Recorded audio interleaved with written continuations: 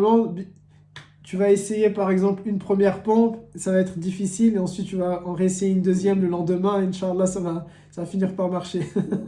Il a commencé en me disant, ça s'est pas très bien passé. Tant que tu t'es rien cassé, alhamdoulilah. Oui, ça va. Alhamdoulilah. Et ensuite, qui d'autre a un truc intéressant à raconter? Yacine, tu lèves la main ou juste tu te grattes la tête? Je suis jaloux là, tu te grattes les cheveux et moi je peux pas. Je suis Là, jaloux. je me gratte le dos. Ah, ok. Dis-moi, Mohamed. Du coup, en fait, moi, j'ai fait une recherche sur l'hélium. Il y a quelqu'un qui en avait parlé la semaine dernière. Sur quoi? Sur l'hélium, dans le ballon qu'on pourrait avoir. J'ai pas bien entendu, mon grand. La dernière, on avait parlé d'un sujet, c'était en fait quand on met de l'hélium dans un ballon, après on Ah oui, oui, oui, c'est vrai, pardon. Sur l'hélium. Aïwa. Allez, vas-y, raconte-nous. recherche. Parfait, mon grand. Donc j'ai vu qu'ils disent que l'hélium, en fait, c'est dangereux pour la santé, parce qu'en fait, c'est pas parce qu'il est toxique, c'est qu'il manque d'air. Ok. Alors, du coup, on a la réponse maintenant. Avec Mohamed, Allah yarda, avec mon grand d'avoir regardé. Du coup, à partir du moment où on va vous dire c'est dangereux pour la santé, vous devez vous en écarter. Ok, mes garçons, toujours ça sera ça la règle. Lorsque les médecins vont nous dire que quelque chose est dangereux pour la santé, nous on va s'écarter. Beaucoup de musulmans, ils pensent, ils regardent uniquement ce que, par exemple, un imam va dire ou un savant va dire. Mais dans l'islam, on ne regarde pas simplement ça. Dans l'islam, on regarde la personne qui est savante, mais pas au sens que religieux. On regarde qui a le plus de compétences dans un domaine Alors, donné. Par exemple, vous allez bientôt faire, on va vous bientôt... m'entendez? Oui, oui, dis-moi Imran. Non, non, c'était juste pour savoir si mon micro marchait parce qu'il y a un Ok. problème. Sur... Du coup, qu'est-ce que j'étais en train de raconter? Faut pas regarder que ce que les savants disent, mais Aïwa, ce que les médecins aussi disent. merci Yacine. Aïwa, c'est également ce que les scientifiques vont nous dire. Par exemple, à quelques jours de Ramadan, bientôt ça va être Ramadan, ok, dans 2 mois à peu près, ça va être Ramadan. Il y a beaucoup de personnes qui vont se dire, ben moi je jeûne, et elles vont simplement, il faut pas simplement, elles vont pas regarder qu'avec un savant musulman ou un imam, mais elles doivent aussi aller se référer auprès d'un médecin, voir avec leur médecin, est-ce qu'elles sont en condition de pouvoir jeûner ou pas jeûner. Parce que pour nous, maintenant, personnes qui vont enseigner l'islam, ça va être facile. Pour nous, la règle, elle est simple. Celui qui est malade, alors il ne va pas jeûner. Mais toute maladie ne va pas forcément justifier qu'on ne va pas jeûner. Qui va trancher? C'est pas un imam, c'est pas juste quelqu'un comme ça qui a un peu de connaissance dans la religion, mais c'est le médecin. C'est le médecin qui va pouvoir être capable de dire, parce que c'est le médecin qui va pouvoir dire aux gens, bah, les médicaments que vous avez l'habitude de prendre matin, midi et soir, est-ce que vous pouvez, oui ou non, les décaler, vous voyez? Mais nous, on ne peut pas répondre à ce genre de choses. Aussi, 2 personnes qui ont la même maladie, elles n'auront pas le même résultat. Par exemple, prenez 2 personnes qui ont, je ne sais pas, une comorbidité. Les 2 personnes, ils ont le diabète. Les 2 personnes, ils ont un cancer. Les 2 personnes, ils ont ce problème-là. C'est pas exactement pareil. Ça dépend maintenant de l'âge, de la santé de la personne. Est-ce qu'il y a d'autres complications? Ça peut dépendre du métabolisme. Et tout ça, ce sont les médecins qui vont mieux pouvoir nous répondre à ce genre de choses. Et donc pour nous, musulmans, c'est important de ne pas prendre l'avis que religieux, mais aussi de prendre l'avis des spécialistes. L'avis de, en l'occurrence ici, des médecins. Ok? Du coup, à partir du moment où Mohamed Allah yarda alayhi, qu'il a fait cet exposé-là, cette recherche-là, où on voit où il y a un risque, un danger, alors on va s'en écarter. Est-ce qu'il y a quelqu'un d'autre qui veut nous raconter quelque chose? Dis-moi Yacine. Demain, j'ai théâtre, mais j'ai pas envie d'y aller. Ah, demain t'as théâtre et t'as pas envie, c'est bien le théâtre pourtant. Moi j'en ai fait pendant 7 ans du théâtre. La dernière fois, je me rappelle, au théâtre, j'avais dormi. Ah, ok, t'es pas un acteur, c'est-à-dire que tu as regardé là le théâtre, c'est ça? Quelle pièce? Ah oui, oui. Ok, quelle pièce tu vas regarder? Je connais pas, mais c'est avec l'école. Ok, ça va être bien peut-être, tu sais pas? Bon, demain, c'est mon anniv. Inch'Allah, bon anniversaire à l'avance alors, Sulaiman. Quel âge tu vas faire? Inch'Allah, Inch'Allah, très bien. Yacine, le théâtre, c'est vraiment bien. Ça va te permettre de voir des choses peut-être que tu ne vois pas. Ça peut développer ton imagination, ça peut développer ton esprit de créativité. C'est aussi intéressant de voir comment les personnes, ils sont en train de jouer une scène, de te dire est-ce que moi j'aurais joué de la même manière cette scène-là ou pas de la même manière. Qui est déjà allé au théâtre parmi vous? Ayoub, Moi, déjà. Jibril aussi. moi, Très bien. Vous y allez avec l'école ou avec vos parents? Moi, je suis déjà partie, mais c'était Guignol. Ok, toujours avec l'école. Essayez un jour d'y aller même en dehors de l'école. C'est encore mieux en dehors de l'école. Pourquoi, à votre avis? Parce que du coup, vous pouvez choisir la scène, le spectacle que vous voulez, voyez? Ça sera plus intéressant. Si, il y a vraiment, il y a de jolies troupes. Il y a de jolies compagnies de théâtre qui sont intéressantes. Ilyes, il a dit, c'est Ilyes, non, qui a dit, je suis allé voir, mais c'était Guignol, c'est-à-dire Guignol.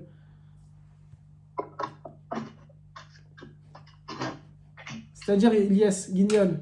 C'est-à-dire ça faisait rire, quoi. C'est ça? Non, c'était le dessin animé. C'était le spectacle Guignol. Ah, ok, lui, je le connais pas. Ok, c'est bien. Très bien. Tu vois, comme ça, Oustad aussi, il apprend de nouvelles pièces qui peut-être peuvent être intéressantes. Moi, en tout cas, personnellement, j'aime beaucoup le théâtre. C'est vraiment bien. Alors, on a parlé du théâtre, on va essayer de faire un cours théâtral cette fois-ci. Un petit jeu de mots. Aïssa, il va regarder les gros yeux comme ça, l'air de me dire, Oustad, non, s'il vous plaît, faites pas cette blague-là. S'il vous plaît. Allah yarda avec mon grand. C'est pas grave, même si la blague, elle était foireuse, essayez de sourire. Ça va me faire plaisir. Alors, la dernière fois, on a fait la culture coranique. On est en train d'avancer, on a donné quelques informations à l'intérieur de la culture coranique, en espérant que le cours vous a plu. Aujourd'hui, on va poursuivre ce cours-là en parlant de certains bienfaits du Coran, ok? Quand on parle du Coran, mes garçons, il y a plusieurs éléments d'abord que je veux dire avant qu'on regarde quelques bienfaits au niveau des sourates. Tout d'abord, moi je ne suis pas quelqu'un qui va inciter forcément et obligatoirement à connaître le Coran. Il faut savoir quelque chose, c'est que connaître le Coran par cœur, ce n'est pas une obligation. Par contre, méditer sur le Coran, réfléchir sur le Coran, comprendre le Coran, ça c'est une obligation qui nous incombe à nous les croyants. Mais apprendre le Coran, c'est quelque chose qui est donné à tout le monde. N'importe qui peut apprendre le Coran, spécialement quand on est enfant. Il y a des non-musulmans qui connaissent le Coran, il y a des musulmans qui connaissent le Coran. Beaucoup de monde peut connaître le Coran, ok? Et le Coran, c'est un peu comme une éponge. Dans un exemple qu'on nous donne, une métaphore qu'on nous donne, on nous dit c'est comme une éponge. C'est très facile, l'éponge, elle peut absorber facilement l'eau, mais aussi elle peut très facilement le laisser partir. Enfin, le Coran, mes garçons, c'est exactement pareil. C'est donné à n'importe qui, comme n'importe quelle chose. Regardez, le code civil est beaucoup plus épais que le Coran, et il y a des personnes qui peuvent l'apprendre. Vous prenez n'importe quel livre, lorsqu'on veut se poser et se dire « tiens, je vais l'apprendre », c'est donné à tout le monde de l'apprendre. Un recueil de poésie, par exemple, de poèmes, ou bien un livre religieux, ça peut être la Torah. Par exemple, les garçons, les petits qui sont juifs, lorsqu'ils vont à l'école talmudique, les juifs orthodoxes, ils vont apprendre le Talmud, ils vont apprendre la Torah, ils vont apprendre leurs livres. C'est quelque chose qui est donné à tout le monde que d'apprendre un livre. Et donc c'est pour ça que Allah Ta'ala ne nous a pas donné l'ordre de connaître le Coran par cœur. Par contre, l'ordre, il est où? Selon Allah Azza wa Jal, selon nous, selon notre religion, il est de comprendre le Coran. C'est pour ça qu'il y a des versets très jolis où Allah Azza wa Jal dit فَلَهُمْ أَعْيُنٌ لَا يُبْصِرُونَ بِهَا. Ils ont des yeux, mais ne voient pas. Ils ont des oreilles, mais n'entendent pas. Ils ont des cœurs, mais ils ne raisonnent pas. Et Allah Azza wa Jal nous demande donc de comprendre le Coran. Comment vous allez, pour vous maintenant, à votre âge, comprendre le Coran? Le meilleur moyen de le comprendre à votre âge, tout simplement, mes garçons, c'est aussi, bien sûr, vous pouvez le lire en langue arabe pour avoir la récompense de Allah Azza wa Jal, il n'y a pas de problème. Vous pouvez le lire en langue arabe pour faire vivre la parole de Allah Azza wa Jal dans la langue dans laquelle il a révélé, il n'y a aucun problème. Mais c'est aussi important et bien et intéressant pour vous que de lire le Coran en français. De manière à ce que si vous avez des questions, c'est dans une langue que vous maîtrisez, vous voyez. Enfin, tout le monde ne maîtrise pas le français. Jibril, par exemple, pas trop. Mais, parce qu'il Jibril à chaque... il me regarde bizarrement. À chaque cours, je vais le clasher, le pauvre. Si jamais ça va être dans votre langue maternelle, ok, vous allez mieux comprendre qu'est-ce que Allah Ta'ala vous demande. Et à ce moment-là, surtout quand vous allez lire le Coran en français, du début à la fin, personne ne peut vous manipuler. Personne ne peut vous faire croire il y a ça dans le Coran, il n'y a pas ça dans le Coran. Mais toi de toi-même, tu as lu le Coran en entier, en français, dans ta langue. Et quand vous allez le faire, et c'est un conseil que Oustad il vous demande, c'est pas un ordre, c'est pas une obligation, c'est pas un devoir maison. Mais Oustad il vous invite énormément les garçons à faire quoi? Vous allez prendre par exemple un petit cahier que vous allez acheter, un cahier de brouillon, ou un joli cahier Oxford ou je sais pas quoi, en fait, je fais du placement de produit là, vous voyez. Vous allez prendre ce cahier là, vous allez lire le Coran en entier en français et toutes les questions que tu as, tu vas les écrire, tu vas les noter. Et toujours en te gardant à l'esprit que le Coran, il a été révélé à une époque donnée. Peut-être tu peux tomber sur certains versets qui peuvent te déranger, qui peuvent te choquer, qui peuvent te donner des interrogations et c'est pour ça que le cahier est très important. Comme ça au moins, tu vas noter tes interrogations, tu vas noter ce qui peut-être te dérange ou ce qui te fait réfléchir et tu vas poser la question à Oustad par exemple ou à quelqu'un d'autre par exemple, à tes parents par exemple ou à quelqu'un qui va avoir un savoir autour du Coran pour demander pourquoi Allah Ta'ala il a dit ça, pourquoi Allah Ta'ala il a dit ça. Car très souvent les gens ont tendance à dire il y a tout dans le Coran. Vous avez déjà entendu cette parole ou pas? Parfois les gens ils disent il y a tout dans le Coran. Non, c'est pas vrai, il n'y a pas tout dans le Coran. Et quand vous allez le lire, vous allez voir par exemple Allah Azza wa Jalla ne parle pas de l'intelligence artificielle. Allah Ta'ala ne parle pas par exemple, je sais pas moi, parce que quand on dit il y a tout dans le Coran, ça sous-entend que chaque souci que tu vas avoir, tu vas trouver la réponse dans un verset.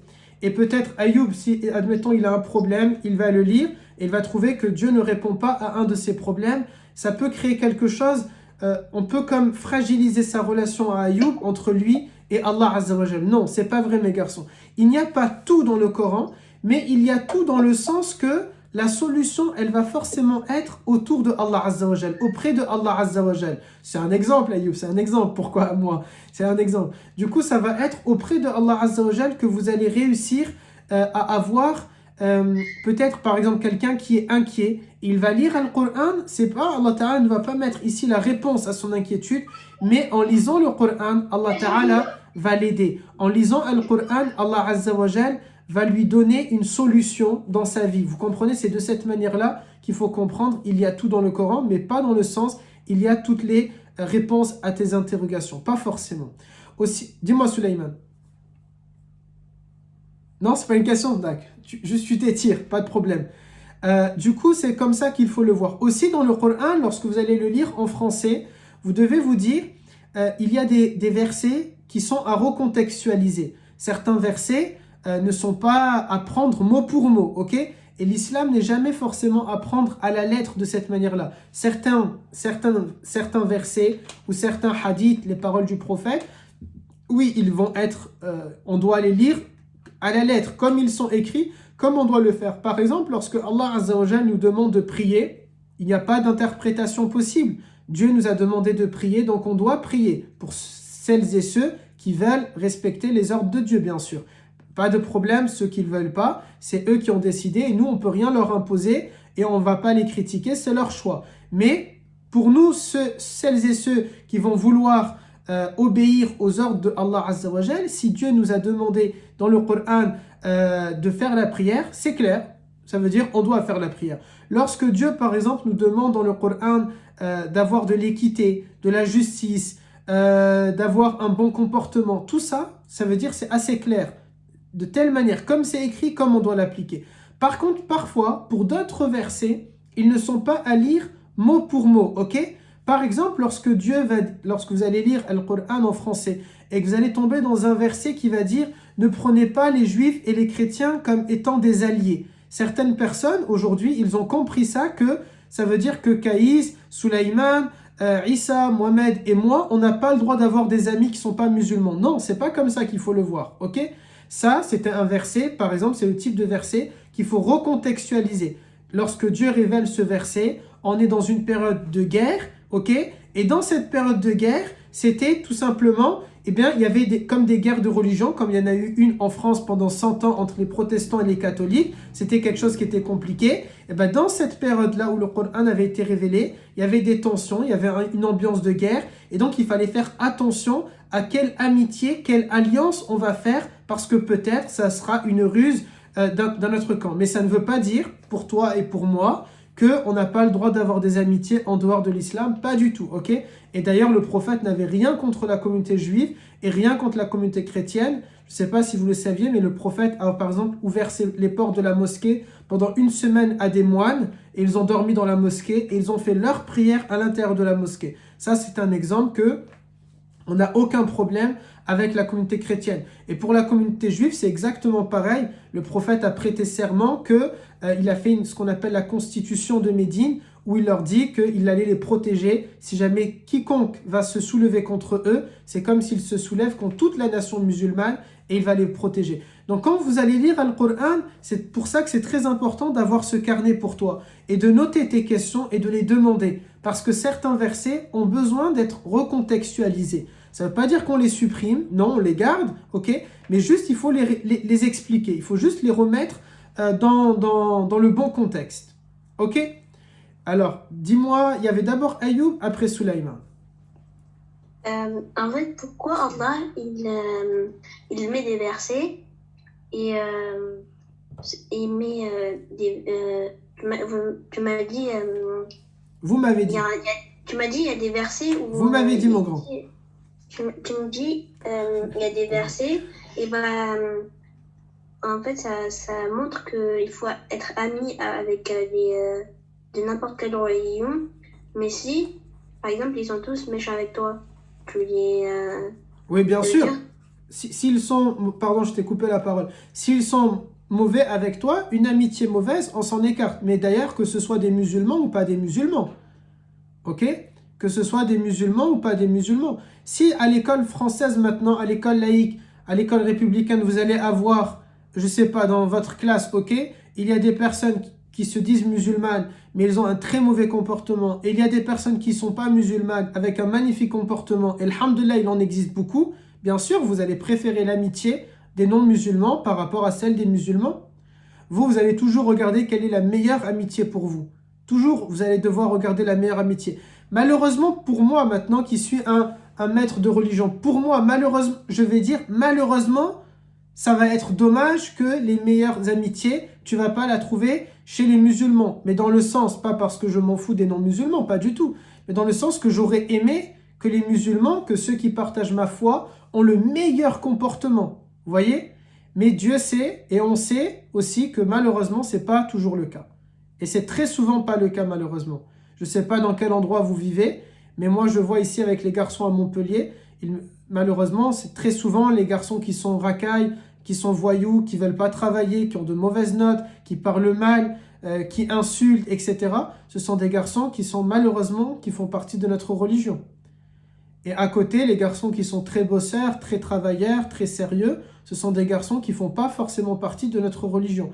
Bah là, forcément, vous allez préférer cette amitié-là. Vous voyez? Est-ce que je réponds à ta question, Ayoub, ou pas? Oui. Parfait. Alors, Ayman, il demande, du coup, les versets du Coran servent à guider les musulmans, l'humanité entière ou les deux? Entière, toute l'humanité, musulmans et non-musulmans. Le Coran, c'est un livre qui est à la disposition de tout le monde. N'importe qui peut le lire.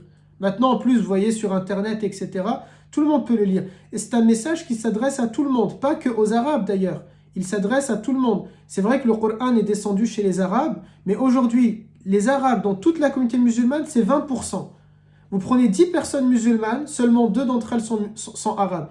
Et d'ailleurs, dans le cours, on voit bien, si je prends pas Malik, du coup, Jibril. Jibril, tu n'es pas arabe, n'est-ce pas?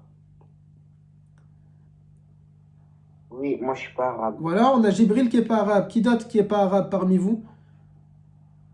On a Kaï, je crois, c'est moitié-moitié, non?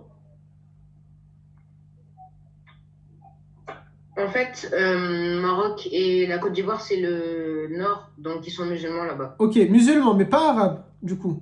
Côte d'Ivoire, non, pas arabe. Voilà, Côte d'Ivoire, pas arabe. Imran, qui n'est pas arabe, vous voyez? On voit qu'il y a plusieurs personnes, ils ne vont pas être arabes. Est-ce qu'il y en a d'autres personnes? Est-ce qu'il y a un Turc parmi vous, par exemple? On n'a pas de Turc parmi vous? Non? Ah, bande de gamins. Allez, c'est bon, j'arrête le cours. Non, je rigole. Il nous faut de la diversité, sinon vous êtes en train de plomber ce que je suis en train de raconter. Il n'y a pas de souci. Du coup, chez les musulmans, il va y avoir des Romains, des Gaulois, des Arabes, des Turcs, des Kurdes, des Asiatiques. Il va y avoir de tout. Eh bien, le Coran, c'est un message qui s'adresse à tout le monde. À tout le monde. Ok? C'est un message qui s'adresse à tout le monde. Mais maintenant, c'est un peu comme la pièce de théâtre qu'on disait tout à l'heure avec Yacine. Moi, j'aime bien le théâtre. Yacine, il n'aime pas le théâtre. En soi, la pièce, elle va tourner. Que Yacine, il y va ou qu'il n'y va pas. Imaginez le matin, les acteurs, ils disent « Ah, Yacine, il vient pas. Allez, khalas, on vient pas, nous aussi, on annule. Temps mort, on vient pas. » Eh bien, le Coran, c'est exactement pareil. Le Coran, il est là pour tout le monde. Ceux qui veulent le prendre entre leurs mains et le lire, alhamdulillah. Ceux qui veulent pas le prendre entre leurs mains et ne pas le lire, alhamdulillah. mais le message, il s'adresse à l'humanité entière. Je réponds à ta question ou pas, Imran? Alors, Ayoub, il demande... juste avant, Ayoub, je lis ta question juste après, mais d'abord, il y avait Yassine et Soulaïman. Dis-moi, Yassine. Quand vous avez parlé que en général les racailles et tout c'était musulmans. Ça dépend les endroits, j'ai dit, hein, mais malheureusement, parfois, oui. Le plus souvent, entre guillemets, mais souvent les racailles c'est les musulmans. Oui. Enfin, ce que je voulais dire c'est que c'est pour ça qu'il y a des problèmes avec la religion, c'est qu'on donne une mauvaise Totalement. image de la religion. Totalement. C'est un grand souci, c'est notre faute à nous. Vous savez, Dieu dit dans un verset du Coran, La tasubbu alihatahum, n'insultez pas leur divinité, car en retour ils vont insulter Allah. C'est un verset du Coran. Par exemple, quand vous allez le lire en français, vous allez tomber sur ce verset. Ce verset, il veut dire des choses très profondes. Si jamais aujourd'hui ils sont en train de dire du mal de notre religion, c'est tout simplement parce que il y a eu des musulmans qui ont fait du mal à leur croyance à eux ou à leur idéologie à eux. Qu'on soit d'accord ou pas d'accord avec la pensée des non-musulmans, ça ne justifiera jamais, jamais, jamais qu'on va être très hostile à eux, qu'on va dire du mal de eux, qu'on va, je sais pas, faire n'importe quoi, malheureusement. À l'époque de Louis XIV, on disait une expression « tu sens bon comme un arabe ». On reconnaissait les villes musulmanes parce qu'elles sentaient le parfum, elles sentaient le musc, elles étaient propres. Aujourd'hui, malheureusement, c'est plus tout ça. Bien sûr, c'est notre faute à nous. Mais Inch'Allah Ta'ala, ça c'était avant. Maintenant, grâce à Imran, Ayoub, Issa, Abdelaziz, Sulaiman, Wassim, Yamin, Adam, Ilyes et vous tous, l'image de l'islam et des musulmans va changer un jour, Inch'Allah. Oui, dis-moi mon grand. Mais ça veut rien dire. Vous avez dit que ceux qui sont pas musulmans, ils insultent les musulmans parce que notre religion, elle leur a fait du mal. Mais ça se trouve, les gens, ils peuvent être racistes. Oui, ça peut exister, bien sûr mon grand, bien sûr, ça peut exister. Mais nous, si jamais on va donner, imagine mon grand, 2 milliards de personnes qui sont musulmanes, si ce sont 2 milliards de personnes qui sont les meilleurs citoyens de leur pays, les meilleurs travailleurs de leur pays, les meilleures personnes de leur pays, si ces 2 milliards de personnes, ce sont des personnes qui sont en train d'être tout le temps souriantes, tout le temps bienveillantes, qui sont en train de faire vivre les principes de notre religion, qui nous appellent à l'égalité, à la solidarité, à la générosité, à la liberté, à la fraternité, à la justice. Si nous étions 2 milliards de personnes qui sommes en train de respecter la loi, de respecter les obligations, qui sont en train de nous acquitter de nos devoirs, même s'il y aurait des racistes, tout le reste de personnes, il n'y aurait pas 6 milliards de racistes. Et le reste des personnes, ils vont dire tout simplement, comment le dire, quelqu'un qui va être raciste aujourd'hui, bien sûr c'est quelque chose de mauvais d'être raciste, mais on lui donne un bâton avec lequel il va nous frapper. Par contre, si on était totalement magnifique, il va juste inventer des choses, vous voyez, il n'aura aucun argument. Ce que vous dites maintenant parfois dans les expressions, vous dites il parle chinois, il bégaye. Eh ben, du coup, ça serait comme ça en fait. Il parlerait chinois. Ce qu'il dit, ça n'aurait aucun sens en fait, tout simplement. Du coup, je crois que l'expression que je viens de dire, elle est raciste pour le coup. Mais c'était juste pour utiliser quelque chose que vous utilisez. Dis-moi, Sulaiman. Mais il y a aussi le hadith, non? C'est-à-dire? Bah, dans le hadith, ça explique aussi comme le Coran un petit peu. Oui, totalement. On a aussi le hadith. J'ai dit tout à l'heure justement, on a le Coran, on a le hadith. Et j'ai dit justement, les deux, il ne faut pas les lire de manière littérale. Mais il faut essayer de comprendre. Alors vous d'abord, première étape, c'est vous allez essayer de lire le Coran en français et de noter vos interrogations. Plus tard, on verra pour le hadith justement de le lire également et de noter vos interrogations et de les poser, Inch'Allah. Dis-moi, Issa. Non, mais en fait, j'avais oublié de baisser la main parce que j'avais oublié de baisser la main parce que en fait, j'allais dire ce que vous avez dit tout à l'heure. Parce qu'en gros, l'islam avait une mauvaise image à côté de certains musulmans qui font un peu n'importe quoi. Mais c'est bon. Bon, il avait levé la main pour ça, mais il pouvait dire. Pas de problème. Regardez, je vais vous donner un exemple. Après, je t'interroge Yahya. Lorsqu'on parle, peut-être vous avez déjà entendu parler le prophète, qui étaient les ennemis du prophète. En général, on cite un groupe, un peuple, une tribu, on donne le nom de cette tribu qui était très très méchante avec le prophète. Est-ce qu'il y en a un d'entre vous qui peut me donner le nom en arabe? Quraysh. Aïwa, c'est qui m'a dit Quraysh? C'est qui l'a cité? Moi. C'est Suleiman? Non. C'est qui moi? Je vois pas. Mohamed. Mohamed, c'est ça? Oui. Parfait mon grand. Quraysh était très hostile au prophète, ok? Vous avez déjà peut-être tous entendu. Lorsqu'on dit les ennemis du prophète, en général, on parle de Quraysh. Pourtant, qui fait aussi partie de Quraysh? Abu Bakr fait partie de Quraysh. Le prophète fait partie de Quraysh. Omar fait partie de Quraysh. Othman fait partie de Quraysh. Beaucoup de grands compagnons font partie de Quraysh. Peut-être 10 000 musulmans font partie de Quraysh.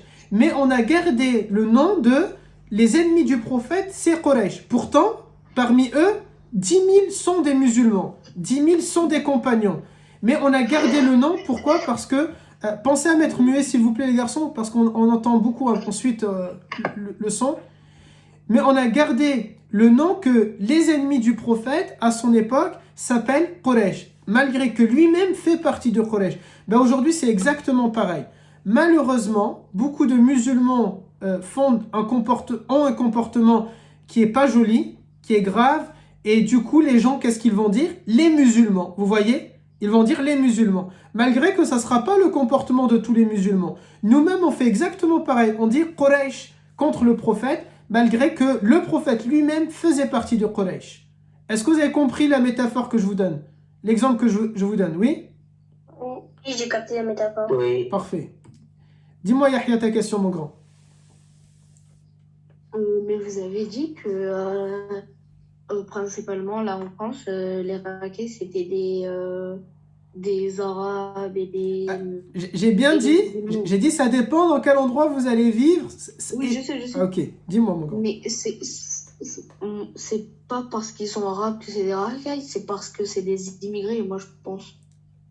Je sais pas, du coup je pourrais pas te répondre à ça. Mais ce que je crois surtout, c'est que moi c'est ma conviction, je pense que qu'on soit romain, gaulois, turc, asiatique ou arabe, quand on a l'islam, je suis profondément convaincu que quelle que soit son ethnie, quand on est musulman, on ne peut que être magnifique. Ce qui est dommage par contre, c'est si jamais quelle que soit notre ethnie, asiatique, turc, kurde, je sais pas quoi, ok, amérindien, ce que vous voulez, et qu'on est musulman et qu'on ne pratique pas sa religion, et que du coup on a un mauvais comportement, malheureusement, on va dire c'est la faute des musulmans, malheureusement. Et c'est ça en fait qui me dérange pour moi. Et c'est ce que chacun d'entre nous, ça doit le déranger. Il doit se dire, vous êtes tous, mes garçons, des ambassadeurs de la ilaha illallah. Ça veut dire que quand on va vous regarder, on va regarder le comportement de votre religion. Si Ayoub, c'est le meilleur élève de sa classe, alors on va se dire, les musulmans, ou plutôt on va demander, je sais pas, on va dire à Ayoub par exemple, oh, du coup on va pas lui dire Masha'Allah, mais on va lui dire, oh, tu es un excellent élève à l'école française. Ayoub, du coup, il peut répondre quoi? Il peut dire, merci madame, merci monsieur, c'est parce que j'essaye d'être un bon musulman. Et maintenant, les gens qui sont pas musulmans, ils vont faire le lien dans leur tête entre l'islam et le bon comportement. Si par exemple Suleiman, il aide toujours ses voisines et ses voisins qui sont dans le besoin, je sais pas, une personne âgée par exemple qui doit porter ses courses, si jamais Ayoub il se lève dans le bus, si jamais Kaïs il est dans les transports, dans le métro, il y a un groupe de personnes, peut-être des amis à lui, ils font n'importe quoi, et lui il s'écarte. Tout ce genre de comportement. Et ensuite, il tombe devant des gens qui vont leur dire « Oh, tu as un joli comportement, c'est très bien ce que tu viens de faire. » Et que vous allez répondre « Merci, c'est parce que je suis musulman. » Vous mettez dans l'idée des gens quelque chose qui est réel. Quand on est musulman, on a un bon comportement. Et c'est ce qui manque aujourd'hui. C'est ce qui manque aujourd'hui. C'est d'avoir... Bien sûr, ils existent. Hein. Je suis persuadé qu'au moins 99,9% des musulmans je l'espère, c'est ce que j'espère au fond de moi, ont un bon comportement. Mais vous connaissez le dicton, il dit qu'un arbre qui tombe, il fait plus de bruit qu'une forêt qui pousse, n'est-ce pas? Ben nous, notre objectif, c'est que vous ne soyez pas l'arbre qui tombe et qui fait du bruit, mais que vous soyez la forêt qui pousse, que vous soyez ces différentes plantes qui sont en train de pousser et que les gens apprécient ça. Et que, imaginez, c'est un grand défi que je vous lance là maintenant. Je veux que grâce à votre comportement, des non-musulmans peuvent dire un jour à des musulmans qui font n'importe quoi, mais ton comportement, il n'a rien à voir avec ta religion, toi, jeune homme. Parce que j'ai déjà vu des musulmans et ils sont incroyables, et ils sont magnifiques et ils sont vraiment bien. Vous voyez, c'est le défi que vous devez porter, que vous devez faire. Je ne sais pas si je vous donne un exemple, par exemple, quelqu'un qui va être attiré par les nouvelles technologies, par l'espace, par tout ça. Il va se penser à un grand chef d'entreprise, par exemple, qui s'appelle Elon Musk, ou Bill Gates, ou Steve Jobs. Il va avoir des modèles. Quelqu'un qui aime la boxe, il va penser peut-être à, dites-moi, des combattants de boxe ou de MMA, je ne sais pas.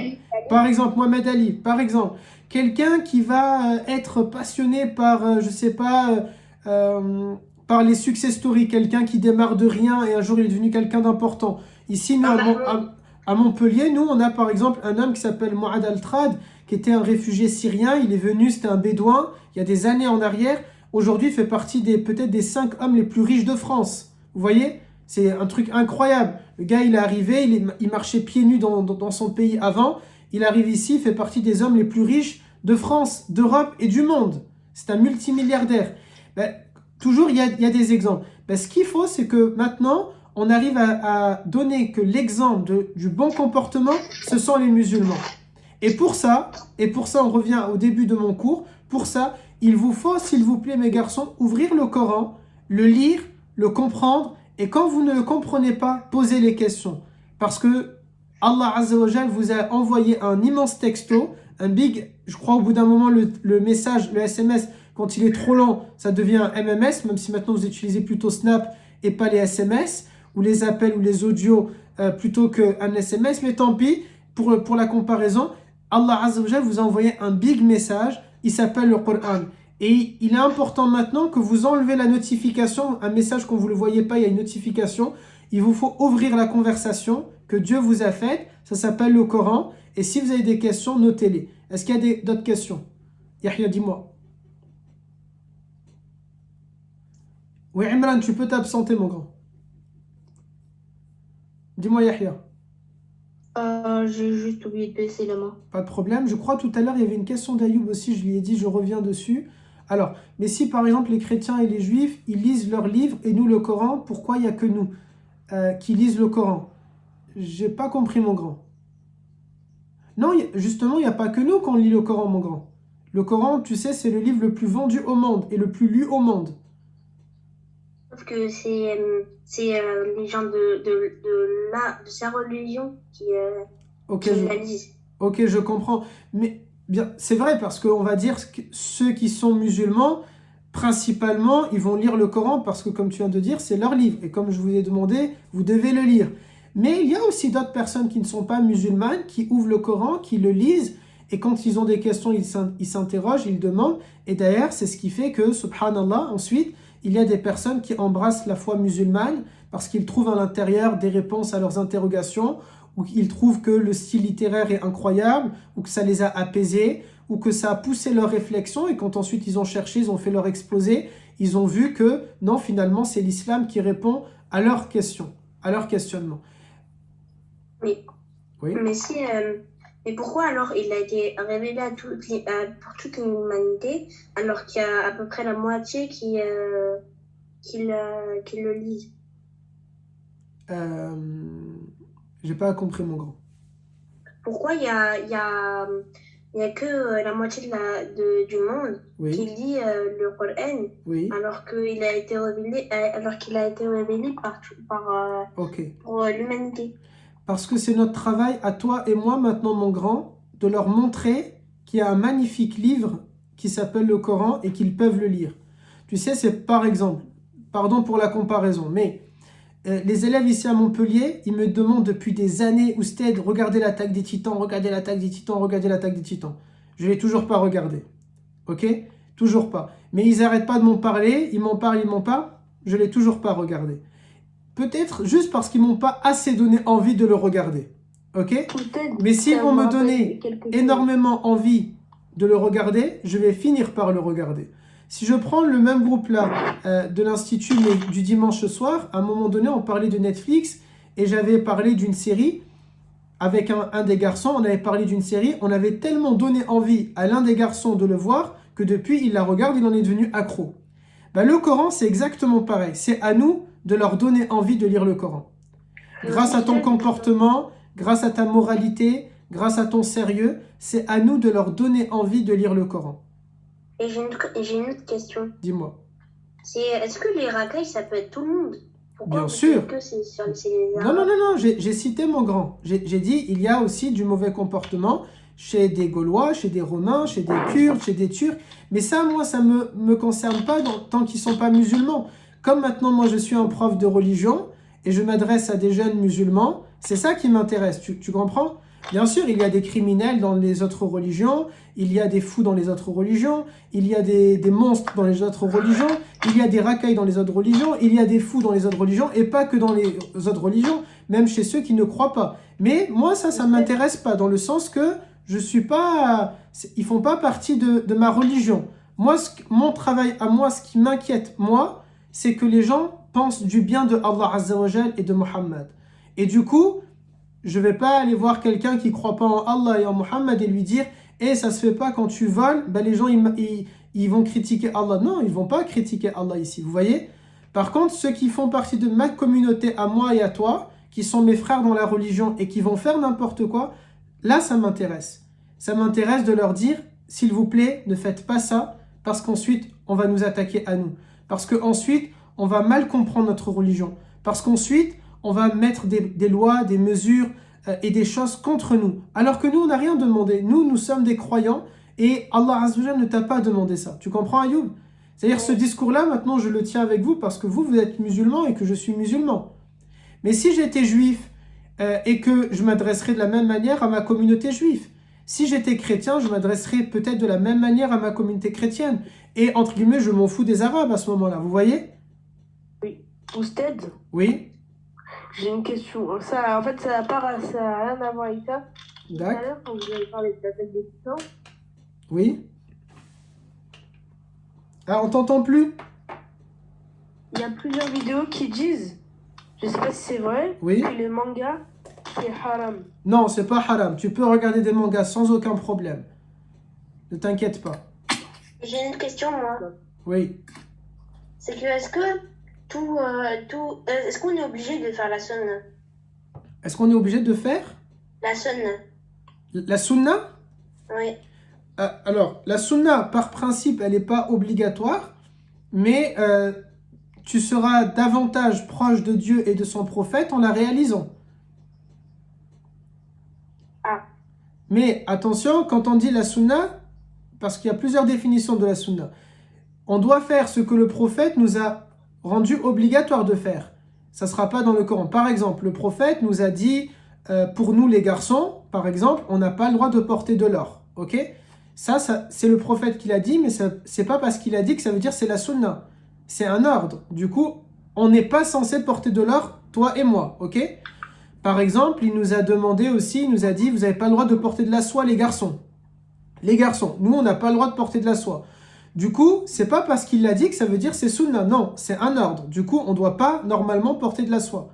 Le prophète, il nous a aussi dit, par exemple, qu'est-ce qu'il nous a dit qui ne figure pas dans le Coran? Oui, le prophète, il nous a dit, la prière de Dohor, elle a 4 unités. Dieu ne l'a pas dit dans le Coran, c'est le prophète. C'est pas parce que c'est lui qui l'a dit que c'est sunna. C'est un ordre. On est censé le faire si on veut respecter les commandements. Par contre, le prophète, parfois, il a dit certaines choses et fait certaines choses qui ne sont pas obligatoires. Par exemple, le prophète, il s'est levé plusieurs heures avant la prière du matin pour faire d'autres prières. Par exemple, le prophète, il avait l'habitude de jeûner le lundi et le jeudi. Tout ça, c'est pas une obligation. Donc, nous, on n'est pas obligé de faire ça. Ça, c'est la sunna. Mais on croit que si on va faire ces choses-là, on va se rapprocher davantage de lui. Et si on est proche de lui, alors on se rapproche de Allah Azza wa Jalla. D'accord. Et est-ce que Mohammed sallallahu alayhi wa sallam, et il a fait déjà une faute. Euh, Il a déjà fait une erreur. Alors, il n'a jamais fait de péché, mais Dieu lui a déjà fait quelques reproches. Mais on appelle ça, nous, des reproches, pas des péchés, parce que les prophètes, pour nous, ne peuvent pas faire de péché. Par exemple, parmi les reproches que Dieu a fait aux prophètes, un jour le prophète parlait à un groupe de personnes, il parlait à une personne, et ensuite il y a un groupe de personnes qui sont venues, et le prophète a laissé cette personne-là avec qui il parlait au début, pour aller les voir à ce groupe-là. Dieu lui a fait un reproche qu'on lit encore maintenant, dans la sourate Abasa. Dieu dit « Abasa wa tawalla an ja'ahu al-a'ma ». C'est-à-dire que Dieu lui fait un petit reproche en lui disant « Il ne fallait pas que tu laisses cette première personne pour ces gens-là. Il fallait continuer à parler avec cette personne-là. » Ça, ce sont des tout petits reproches, mais ça ne s'appelle pas des péchés. Par exemple aussi, dans Surat Al-Kahf, le prophète, un jour, il a dit quelque chose aux compagnons et il a oublié de dire « Inch'Allah ». Dieu lui a dit dans le Coran de dire « Inch'Allah ». Tu vois? Mais on ne peut pas dire que ce sont des péchés, ce sont juste des petits reproches. Simplement ça. Alors, il y a Imran qui levait la main depuis tout à l'heure. Dis-moi, mon grand. De rien, Ayoub. Quand on dit par exemple, on vous dit que dans certains, que parfois les raquettes sont des musulmans. Ça vous a choqué, apparemment, cette parole-là. Regardez, avant que tu me poses la question, Imran, pour que vous puissiez bien comprendre, ok? Il y a des racailles dans toutes les communautés, il y a des racailles dans toutes les religions, il y a des racailles même chez ceux qui ne sont même pas croyants, de partout. Mais moi, ces gens-là, ça ne m'intéresse pas. Car moi, je suis un musulman et je veux que les gens aiment Allah Azza wa Jal et aiment le prophète Mohammed. Et comme maintenant je fais la da'wah, j'ai besoin, j'ai envie, j'espère de tout mon cœur que tout le monde va pouvoir un jour se dire dans sa tête « Waouh, mais pourquoi je ne suis pas musulman depuis tout ce temps ?» C'est incroyable en fait. Dieu est incroyable, le prophète est incroyable. Pour arriver à ça, je ne peux pas les forcer, je ne peux pas les obliger, je ne peux pas leur dire « Hey, tiens, lis de force le Coran ». Non, ça ne marchera pas et ce n'est pas comme ça que ça marche dans l'islam. Mais ce que je peux réussir à faire, ce que nous, on peut réussir à faire, c'est demander à toute la communauté musulmane d'être incroyable, d'être magnifique, d'avoir le plus beau comportement pour donner envie à tous ceux qui ne sont pas de notre communauté de s'intéresser, de se dire « C'est quoi cette religion qui a créé que des hommes et des femmes incroyables ? C'est quoi cette religion qui a donné naissance qu'à des hommes et des femmes qui respectent la loi, qui sont magnifiques, qui sont tout le temps souriants, qui sont tout le temps heureux, qui sont tout le temps en train de respecter leurs devoirs, qui sont en train de donner de leur aide et de leur temps et de leur argent et de leur santé et de je sais pas quoi au reste de l'humanité. C'est quoi cette religion de malade, mais dans le bon sens du terme? Pour arriver à ça, j'ai donné un exemple, un petit exemple. J'ai parlé par exemple, il y a parfois des garçons qui sont pas sérieux dans votre classe. C'est ce que j'ai appelé des racailles. Ces personnes-là, si elles font partie de notre religion, tant pis pour elles, mais vous devez surtout pas rester avec ces gens-là. Vous devez surtout pas ressembler à ces gens-là.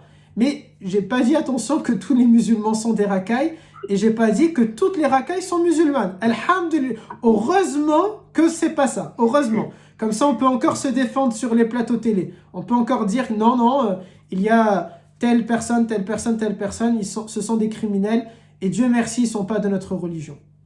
Alhamdulillah, comme dit Ayoub. Dis-moi maintenant, Imran, ta question.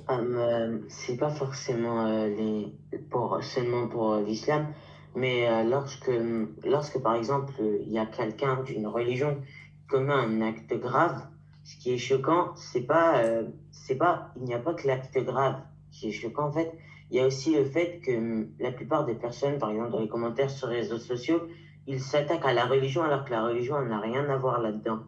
Et en fait, c'est ça que je trouve choquant. Et du coup, moi, j'arrive pas à comprendre pourquoi on s'attaque à la religion d'une personne alors que si on étudie bien et si on regarde bien, si on analyse bien la religion, c'est en totale contradiction avec ce qu'a fait la personne. Oui. Mais dans ces moments-là, on peut pas vraiment dire que la personne respecte sa religion et qu'elle est vraiment de cette religion-là. Alors, nous, on va pas la sortir de la religion, la personne, parce qu'on n'a pas le droit de le faire. Mais tu as raison, les gens, ils ne devraient pas regarder la religion de la personne, mais juste regarder l'acte de la personne. Sur ça, tu as totalement raison, je suis d'accord avec toi. Mais nous, en tant que musulmans, tout ce qu'on fait, il est censé être en conformité avec notre religion. Et du coup, même si ça nous déplaît, quand les gens... c'est-à-dire, je me mets par exemple, chez Imran, tu as totalement raison. Admettons là, je ne suis pas musulman et tu me dis ton discours là, ok? Si je veux être honnête avec toi, je vais te dire oui, c'est vrai, tu as raison. Mais malheureusement, les gens, ils ne veulent pas être honnêtes. Donc, qu'est-ce qu'il va te dire la personne? Elle va te dire oui, mais en même temps, ta religion, elle te demande d'être en conformité avec ta religion. Du coup, ce que tu fais, c'est pas en conformité. Tu vois? C'est-à-dire que eux, leur objectif, c'est de casser l'image de la religion. Dieu merci, alhamdoulilah, c'est pas tout le monde qui est comme ça. Quelqu'un qui n'a pas ce tempérament raciste ou quelqu'un qui n'a pas ce tempérament contre les musulmans, oui, il va pas regarder l'islam, tu vois. Il va juste dire, ça c'est n'importe quoi ce qu'il est en train de faire. Mais nous, on doit toujours se dire, à chaque fois que tu sors dehors, à chaque fois que vous êtes dehors, vous êtes en train de représenter l'islam. Vous êtes en train de représenter Dieu. Vous voyez les prêtres et les évêques, les archevêques, ils ont un uniforme, ils ont une tenue. Quand ils sont dehors, on sait que ce sont des prêtres, n'est-ce pas? Un policier, quand il a son uniforme, on sait qu'il est policier. Si un policier il fait n'importe quoi, on va dire il y a des violences policières. Si un policier fait ça, on va dire oh la police elle a fait ça. Même si non, c'est pas le comportement de la police. Même si non, c'est pas la règle de la police. Mais les gens vont dire les policiers ont fait ça, des policiers ont fait ça. Ben, les gens vont dire pareil pour les musulmans. Des musulmans ont fait ça. Nous, on doit éviter ça comment? En ayant le plus beau des comportements. C'est l'objectif qu'on se donne. Ok? Dis-moi Yacine. J'ai 3 choses à dire. Dis-moi les 3 choses. C'est par rapport au collège. Il y a même une sourate collège. Oui. Aïwa. La deuxième chose, c'est vous avez parlé de le prophète, Allah, il a fait des réflexions. Il n'y a pas une histoire où il parlait avec un roi et un aveugle, il voulait lui demander quelque chose, mais il lui a dit attends. En fait, c'est pas un roi, ce sont des notables. C'est ce que je viens de dire avec Surat Abasa. C'est pas un roi, ce sont des notables en fait. Des nobles, des personnes un peu riches, on va dire. Et la troisième chose, c'était. Ah, j'ai oublié. C'est pas grave. Tu vas t'en souvenir, Inch'Allah. Est-ce que ça va les garçons pour l'instant ou pas? Comme on n'a pas encore commencé les bienfaits des différentes sourates, est-ce que ça va ou pas? Sûr, il n'y a personne qui s'ennuie? Kaïs, ça va? Je m'ennuie pas du tout. Ça va, c'est grave Parfait. intéressant. Donc, par exemple, Kaïs, il a le portrait d'un manga derrière. C'est celui de qui? Et Kiroua, mais je vais le changer pour en mettre un autre poster parce qu'il va pas avec ma chambre. Très bien. Et tu Je vas vais en en faire... mettre 4 autres. C'est bien. Et ça va aller où ça alors? Ah, bah, je sais pas. Ok. Envoie-moi-le par la poste. Hein. Envoie-le par la poste. Dis-moi, Issa.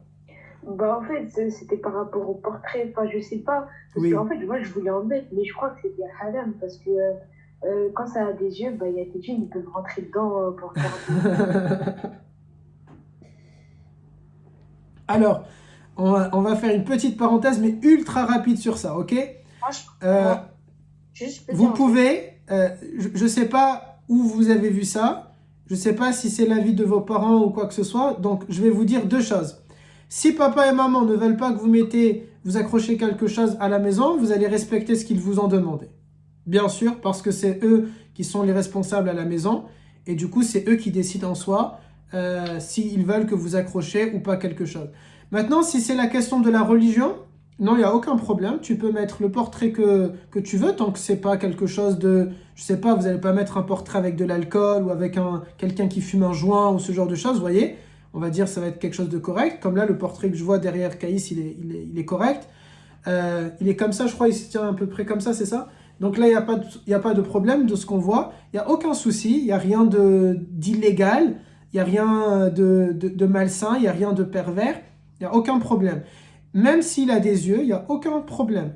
Et la troisième chose par rapport à ta question, Yahya, non, les djinns ne peuvent pas rentrer dans un portrait. Non, c'est pas moi qui a dit ça. Ah, pardon, mon grand. C'est Issa qui a posé la question, c'est vrai. Aussi. Du coup, non, les djinns ne peuvent pas rentrer dans un portrait. Il n'y a aucun souci. Vous pouvez avoir des photos accrochées sans aucun souci. Dis-moi. Oui, Moi, mes parents, ils m'ont dit c'est pas grave d'avoir un poster, mais parfait. juste il faut pas qu'il soit réel. Réel, c'est-à-dire réel. Bah, un vrai visage d'humain. Religieusement, alors si ça c'est leur règle à eux, toi tu vas respecter leurs règles. Mais si c'est religieusement, tu peux avoir une photo accrochée, il n'y a pas de problème. Moi, ils m'ont dit que c'était religieusement. Bon, tu vas respecter leurs règles à eux du coup. Mais en tout cas, de ce que moi je peux dire, mais après toi tu vas toujours obéir aussi et surtout à tes parents. C'est-à-dire tu peux pas leur dire non, non, Oustad il m'a dit c'est bon, c'est halal, je peux le faire. Non, rappelez-vous qu'est-ce que je viens de dire. Toute chose, vous devez demander l'autorisation à vos parents parce que vous êtes sous leur responsabilité, sous leur autorité. C'est comme maintenant en France, par exemple. On va dire, je sais pas, Allah Azza wa Jal peut vous permettre quelque chose. Mais si vous êtes dehors et que l'État vous l'interdit, vous n'avez pas le droit de le faire, tout simplement. Parce que vous devez obéir à l'autorité à laquelle vous êtes assujetti. Par exemple, je ne sais pas, ceux d'entre vous qui sont au collège. Il y a une jeune fille peut-être dans votre collège qui va porter le voile. Elle ne peut pas dire non, je m'en fous, je le porte à l'école parce que Dieu m'a permis de le faire. Oui, Dieu, il t'a permis de le faire.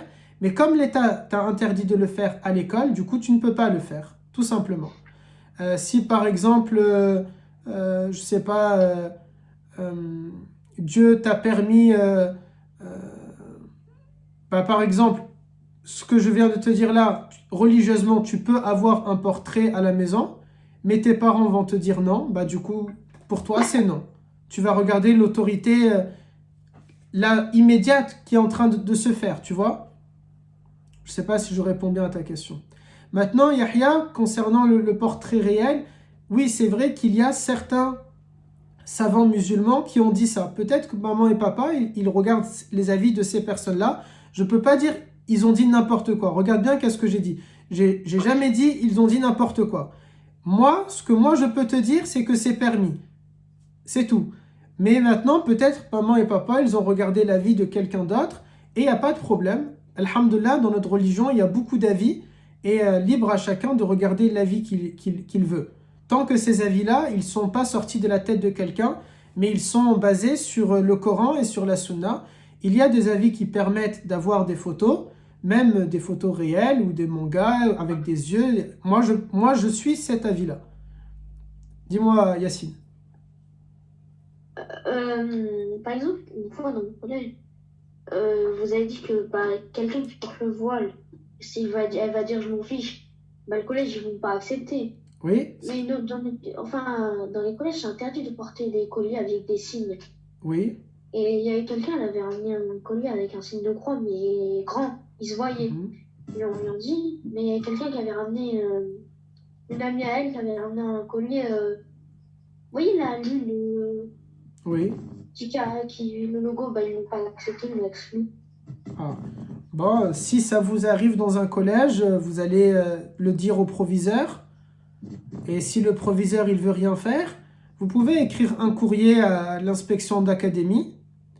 Et si l'inspection d'académie elle veut rien faire, vous pouvez écrire un courrier au médiateur de la République.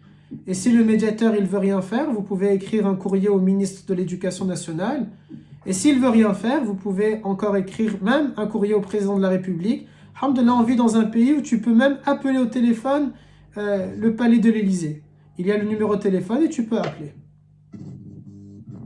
Dans d'autres pays, si tu oses faire ça, ils viennent te chercher à la maison, tu ne revois plus jamais le jour. Dis-moi, Souleymane. Dans l'école privée, on a le droit. De quoi? Dans l'école privée, ils ont le droit de. Ah, ça, je sais pas du tout. Peut-être, ça dépend le collège, mais oui. Là j'ai donné juste un exemple, hein, ok? C'était juste un exemple. Un exemple pour dire, même si Dieu il te permet de faire quelque chose, mais qu'il y a une règle qui t'interdit, bah, tu peux pas la faire. Tu es censé obéir à cette règle-là. Il reste toujours, en effet, Souleymane, il reste toujours que si une règle, Dieu nous permet de faire quelque chose, et on est dans un endroit où on nous interdit de faire cette chose-là, ben, il n'y a pas de problème, vous pouvez changer. Donc par exemple, aller dans un collège privé, par exemple. Est-ce que vous avez des questions? Non? D'accord, parfait. Donc le Coran, mes garçons, c'est quelque chose qui est important pour vous de le lire afin de le comprendre. J'aimerais bien faire un petit sondage. Qui d'entre vous a déjà lu le Coran en entier, mais en français, en langue française? Sauf pour Jibril, comme il ne comprend pas le français, du coup, dans la langue que tu veux, Jibril. Il a un tasbih avec lui, mashallah. Il a un chapelet avec lui. Qui a déjà lu parmi vous le Coran en entier en langue française? Aucun. Magnifique. Bah, du coup, c'est très bien. Ça me fait lancer un défi. J'aime bien quand vous allez faire des choses pour la première fois. J'aimerais bien vous donner ce défi-là, ok? Rappelez-vous qu'on a les points. Je note à chaque fois les points. Je serai en mesure de vous donner le nombre de points la semaine prochaine, Inch'Allah, ok? Et du coup, pour la première partie des points, on avait dit qu'il y aurait deux classements. Et celui qui va lire le Coran en entier, vous avez toute la deuxième période, donc jusqu'à la fin de nos cours ensemble, il me semble que c'est au mois de mai. Du coup, celui qui l'aura lu en entier, mais en langue française, à ce moment-là, je lui donnerai, on va dire, je sais pas, un total de 100 points par exemple, ok? 100 points, ok? En langue française. En langue arabe, c'est très bien, je suis content, ça me fait plaisir et vous aurez de la récompense auprès d'Allah Azza wa Jal. Moi, j'aimerais bien en langue française. Pourquoi? Parce que c'est important pour vous de lire ce livre-là, qui est la parole de Allah, dans une langue que vous allez comprendre. Ok? En langue arabe, ça sera un acte d'adoration. Et donc, bien sûr, c'est très bien et il faut le faire. Et je vous encourage à le faire. Mais là, maintenant, moi, ce que j'ai envie de tester, de vous pousser à faire, c'est de le lire dans votre langue à vous, dans votre langue maternelle, de manière à ce que s'il y a des questions, vous pouvez poser ces questions-là et c'est très important. Et surtout, pour que personne ne vous manipule, pour que personne ne vous dise « Dieu a dit ça, mais que vous avez lu vous-même et que vous êtes en mesure de dire « Non, j'ai pas lu ça, j'ai jamais lu ça à l'intérieur. » Dis-moi, Wassim.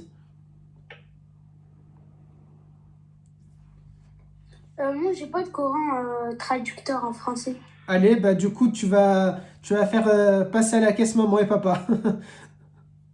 Non, je plaisante, tu peux le lire sur Internet. Je vais essayer de trouver, Inch'Allah. Inch'Allah, sinon tu fais passer à la caisse maman et papa, ils vont pas être contents peut-être. Ou peut-être au contraire, ils vont être contents. Ils vont se dire, tiens, mon fils il m'a demandé ça, waouh, peut-être. Regarde Wassim, on va faire un truc. Si jamais ils sont contents que tu leur as demandé, ça sera le moment de leur demander un gros truc derrière. Parce qu'ils seront tellement contents que Wassim, tu leur as demandé qu'il y a moyen qu'ils acceptent un truc. Ok, je vais essayer. S'ils te donnent de l'argent, je veux un pourcentage. Okay. Je plaisante. Est-ce qu'il y a d'autres questions avant qu'on se laisse? Si, moi. Dis-moi, mon grand. C'est quoi un rapport avec vous, mais... Il n'y a pas de mal. Il nous reste quelques minutes, pas de souci. Dis-moi. Donc aujourd'hui, on est en histoire. Oui. Et maman, on travaillait sur la vie des paysans. Et il avait dit pendant 40 jours, avant Pâques, vu que Jésus il était dans le désert, ils mangeaient pas gras. Pour faire genre, plutôt pour, par exemple, pour pas manger un cochon dans le désert. Sinon, la viande est périme trop. Et à un moment, il y a un ami à moi, il est musulman, il pose une question. Enfin, il pose pas une question, mais il dit un truc. Et mon prof d'histoire, il dit pourquoi les musulmans ils mangent pas de cochon? Parce que ils mangent pas de cochon, pas parce que c'est interdit, c'est mauvais pour la santé. Il dit parce que manger un cochon dans le désert, ça le périme. Ou il dit les musulmans ne boivent pas de l'alcool parce que ça nous rend ivres. Parce que si on en boit dans le désert, ça nous tuera. En fait, il pensait que c'était pas pour nous préserver, mais pour autre chose. Ok. Dans tout ce que le professeur a dit, bon, peut-être parce que le pauvre juste il ne sait pas, c'est à vous après de lui expliquer, s'il est ouvert à la discussion bien sûr, sinon on ne débat pas avec les enseignants. Et dans tout ce qu'il a dit une chose qui est vraie. On ne mange pas de cochon, pas parce qu'il y a une maladie dedans, ça c'est dans l'imaginaire des gens. On ne mange pas de cochon, mais par contre là il s'est trompé sur la raison, c'est pas parce que c'est dans le désert, on ne mange pas de cochon juste parce que Dieu nous a demandé de ne pas en manger. On ne sait pas pourquoi en soi. Ça, c'est des interprétations qu'on s'est données, mais en soi, à aucun moment donné, Allah Azza wa Jal a dit parce qu'il y a une maladie à l'intérieur. Ça, il n'y a pas ça. Ok? C'est-à-dire, nous, le porc est interdit pour nous, mais c'est tout. D'ailleurs, il n'est pas interdit que pour nous, il est aussi interdit pour les chrétiens normalement. Dans la Bible, il y a marqué que c'est interdit. Mais c'est pour ça que les juifs vous savez que les juifs et les chrétiens, ils ont un livre en commun, ce qui s'appelle l'Ancien Testament. Ils lisent le même livre, l'Ancien Testament. Ensuite, les chrétiens ont un autre livre qui s'appelle le Nouveau Testament, que les juifs ne lisent pas. Et les juifs ont un autre livre qui s'appelle la Torah, que les chrétiens ne lisent pas. Ça va? Je ne vous ai pas perdu jusqu'ici? Dans le livre commun entre les juifs et les chrétiens, qui s'appelle l'Ancien Testament, il y a marqué à l'intérieur que le porc est impur et qu'ils n'ont pas le droit de le manger. C'est pour ça que les juifs ne mangent pas de porc aussi. Comme nous. Après, les chrétiens, maintenant, ils en mangent, mais vous savez, ce n'est pas tous les chrétiens qui en mangent. Si vous prenez, par exemple, une branche des chrétiens qui s'appelle les adventistes, ils ne mangent pas non plus de porc. Ce n'est pas tous les chrétiens en soi qui mangent du porc, mes garçons. Il y a beaucoup de chrétiens qui n'en mangent pas. Non, c'est pas parce qu'on savait pas le cuisiner, Imran. Imran, il dit, il a un ami à lui qui dit que les musulmans ne mangent pas de cochon parce qu'à l'époque, ils ne savaient pas le cuisiner. Non, c'est pas ça. Se dire quoi ça? Oh, on avait de grands chefs cuisiniers aussi, hein. Oh. Non, c'est pas pour ça. On mange pas de porc juste parce que Dieu nous a demandé de ne pas en manger. Khalas. Tout simplement. En bon anglais, comme je parle très très bien l'anglais, genre, j'aurais dit that's it. It's just forbidden, that's it. We can eat the khalouf, mais that's it. Dis-moi, Sharif. C'était bof, Jibril, je sais. Dis-moi, Sharif. Dis-moi. Normalement, il me semble qu'on ne mange pas le porc parce qu'il y a quelque chose qui n'est pas bon dedans. Non, mon grand. Ça, c'est dans l'imaginaire des gens, justement. Mais c'est pas ça. Non. Parce que tu sais, ceux qui ont répandu ça, je sais pas en vrai d'où ça sort. Mais si on dit ça, et maintenant je suis pas musulman, je vais te dire, bah, je suis pas musulman, j'en mange très souvent et je vais très très bien au niveau de ma santé. Et comment on fait maintenant pour répondre à ça? Vous voyez?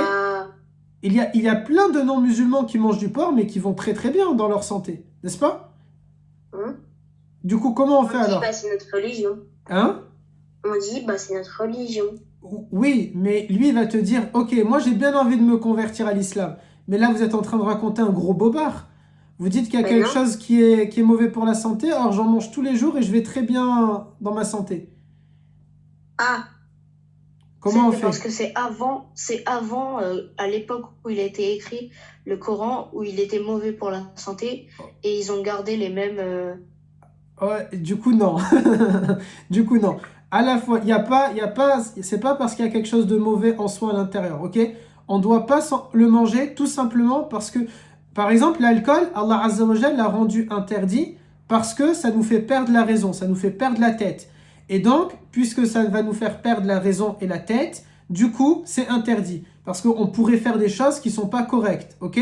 À travers ça. C'est interdit même sans devenir ivre. Même en toute petite quantité, on n'a pas le droit d'en boire. Parce que de base, ce produit-là, cette consommation-là, elle fait perdre la tête. Et tout ce qui fait perdre la tête, du shit, de la drogue, l'hélium, maintenant que Mohamed a fait son exposé sur ça, tout ça, ça fait perdre la tête, on n'a pas le droit d'en manger.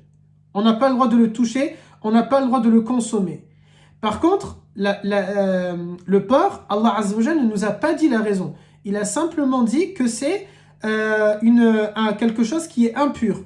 Par exemple, rappelez-vous, on avait vu ça dans... c'est juste quelque chose qu'on ne peut pas manger en fait, tout simplement, ok? On avait cité dans un cours justement les différentes impuretés. C'est quelque chose que je n'ai pas le droit de manger, tout simplement. J'ai juste pas le droit de le manger, le porc.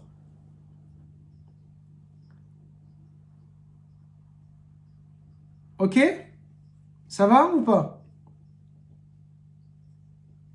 Dis-moi, Sharif. J'avais oublié de baisser la main. C'est pas grave, je m'en doutais. Bien, mes garçons. Voilà pour le cours d'aujourd'hui, parce que c'est déjà l'heure. La fois prochaine, on travaillera les différentes sourates, quelques sourates avec des bienfaits, puisque là, maintenant, je vous ai demandé, vous allez tenter de le lire en français. J'espère que vous allez être quelques-uns à relever ce défi-là, Inch'Allah.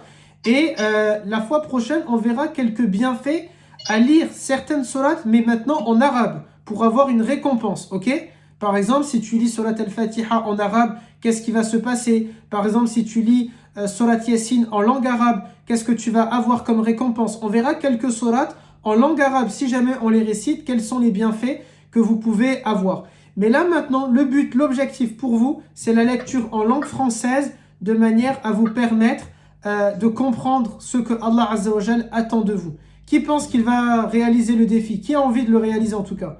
Qui veut relever le défi? 1, 2, 3, 4, 5, 6, 7, 8.